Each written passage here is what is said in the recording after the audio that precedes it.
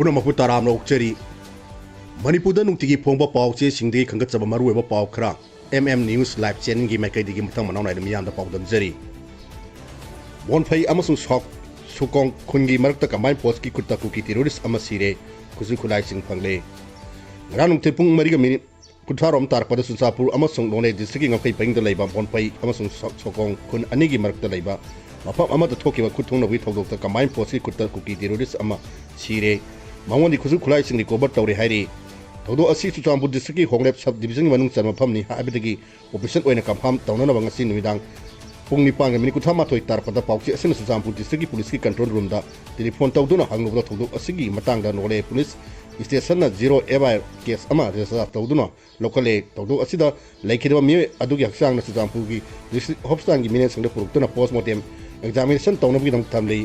माके mummy मथा officer ओइना खंगबं ngamdri hierarchy तौदु असिगी Matang पाउची असिना फंगबा तो पाउगी निकुन अमना हायबददी वाथोदो तौदोक थोलेबो भम अदु हेलेप सब डिवीजन की मनुंग सनबसु नोने डिस्ट्रिक्ट की जुरिडिक्शन नि अदुगा मरी लेनबा पुलिस स्टेशन खोबुम पीएस नि हायरी मरम असने नोने पीएस न मखोगी हक्चन बा जुरिडिक्शन ओइदबदगी जीरो एफआईआर अमा रेजिस्टर तौदुना नखपनि हायरी लेखिदबा कुकी टेरोरिस्ट अदुग ममिंग देमिन सांग कुन अपोपा लेंखि गुन कवि महाक साकोंग खुंदगी ने अमसुंग united Kuki national army UK NA कदनी हायरी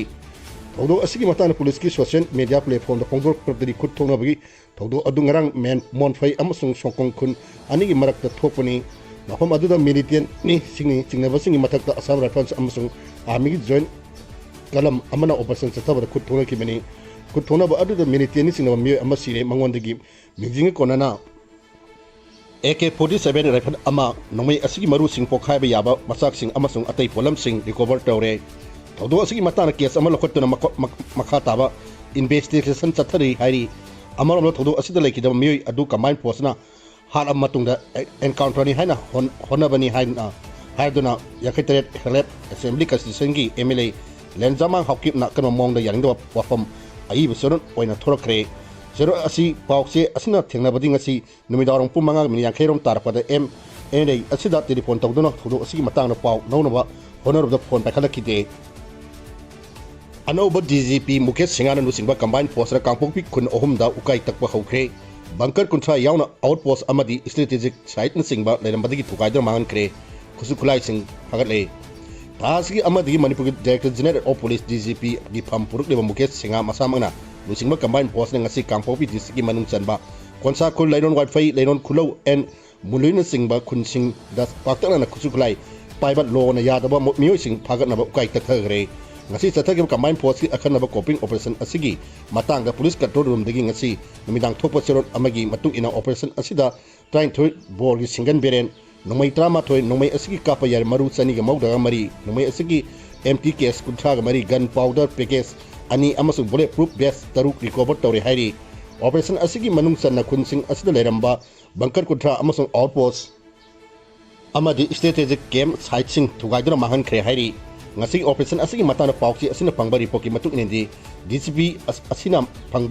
masamana nuchingba combined force asida chat weki manipur amasung nagaland sector ki inspector general IG ga kusamna ki Manana police ki additional director general of police ADGP director general of police DIG chat weki director general of police ani asara rifles ki kuthama toy amasung uthom rusuba batalengi Parsunan Singh amadi nipan suba gokha rifles GR gi Parsunan Singh saruk yaki hairi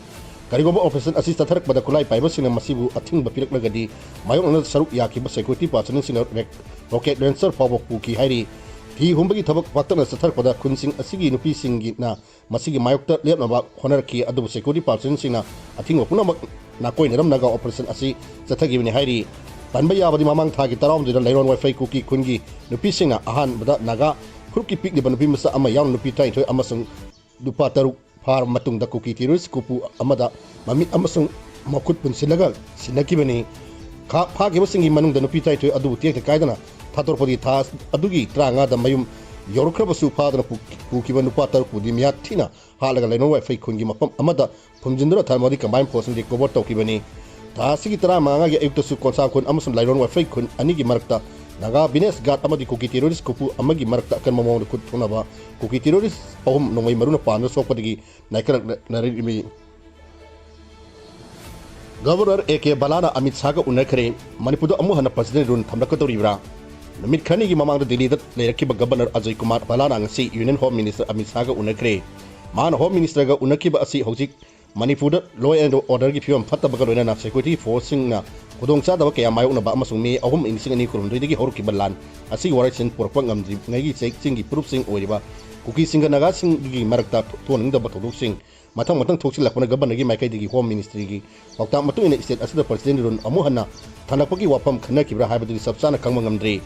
Losing by Anina Nasi Unakiba Sigi Matang the Home Ministry, Makai, Wapam Amata Officer Oina Pondor Tree. Home Ministry Matu in the Manifunangaki, Panbaya, but the Leva Sigi State Amazon, President Run Gilenga, the Hanabagam Marine, the Governor, Piva report, as the Governor Masana. Natraga Mahana authorized of Bamaki Secretary Nahatina, I will Siron Oina Home Ministry da Bisan Gadabani, Mamangi Kumza Inisini Kumangagi February Mapan Maniputa President Run Tamrakiba Adusu, Governor Secretary Suman Singana Dili Satuna, Home Ministry da Ibas report on Efficient Gibani, Manipur reporting and second Kranasu Hayang Pangtokani, Lelamba State Asigi Amakatang Riva, Raja Sabagi Mikan Asi Matung da Manipuda, Lenganong Ohongwa Amal Laklawi, Happy Wapam Pongok Yakrabani. Raja Sabagi Mikan Asi Hayang Pangtokam told of Sumikan Asigi the Mire, or get a candidate Sumataki Amakatana, Luminescent Pine. Torkibana Mikan Asigi are on a Mahaku, my Pakle Haiduna, Lautokrabanina Hayangi Mikan Asi, Pangtoro Dovani. Maramasra Raja Swagi Mikan Matanga Lekai, Tarbanina Matangi Sahi, English and Kuntereki, Master Pangtokbam, Tokliba Manipur Gitara, Matkundo Suba, Assembly Mikangi Mawanena. How do you order about people sing Asi, Lakshan Nabagam Amuhana President Sarakatra Haiba, Iwahang Hangari, Hozik Dinida Lady Governor A.K. Bala. Na Tasigi Taraga Nitro in Pantadoki Bani, Mahana Union Home Minister Unaramatunda Haying, Panda Halakatari. Police na heroin brown sugar yauna, Mayaka was in a kilogram ni Purom, Maitadokre. Tongan ba Mafam Singdagi Police Amasung Department Asigi Unit Ama Odiva Narcotics and Affairs of Border NASB Yauna Marine Lava Security Agency Singna Pagalakiwa Puna, kilogram ni Singutama Mapangasahum Modaga Mangagi Mayaka Polam Sing, Maitadok Mahan Kre.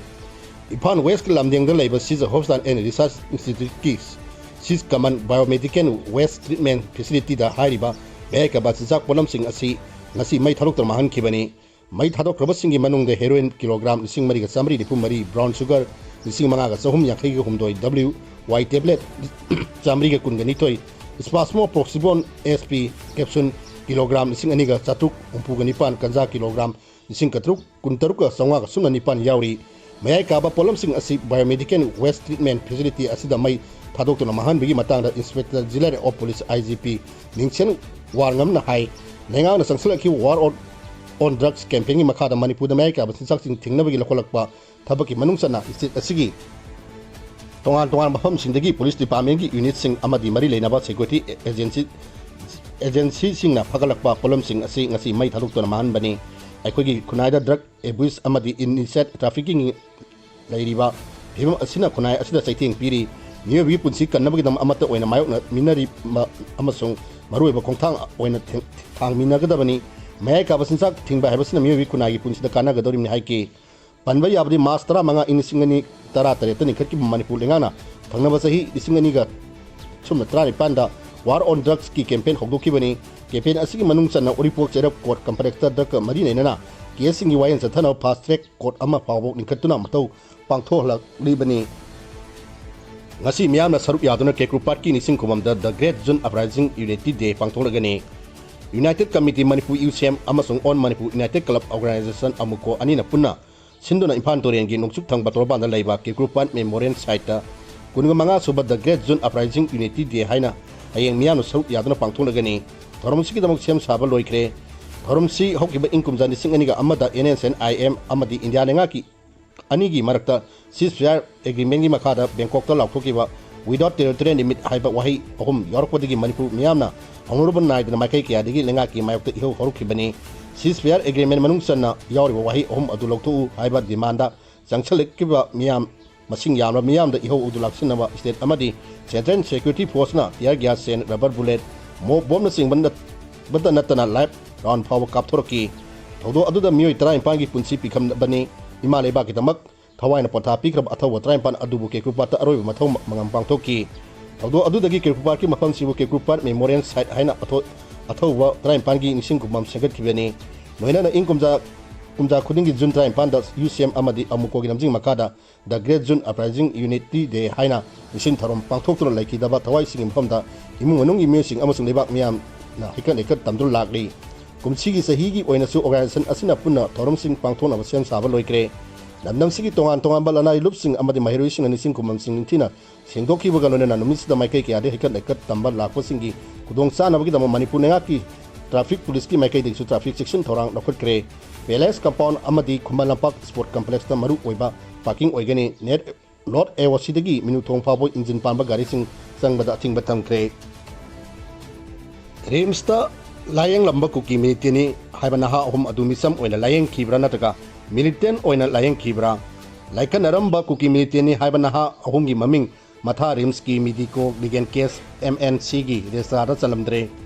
RIMS की police packet नदी CRMO casualty medical officer report पिरक्तबदगी medico legal case की रेस्टारा चंदमने हाइरक्ले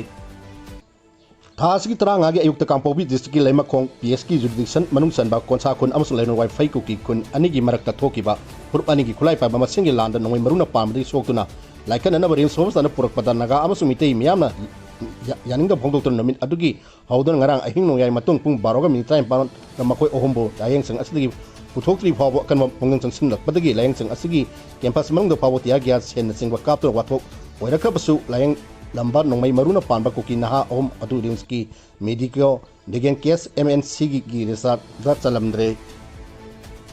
लोसलकपदा MM news live channel बु मियंग ताबिरो ख्वाइ पुनो मखो अमुका हन्ना खुरम जरी Paulo जरी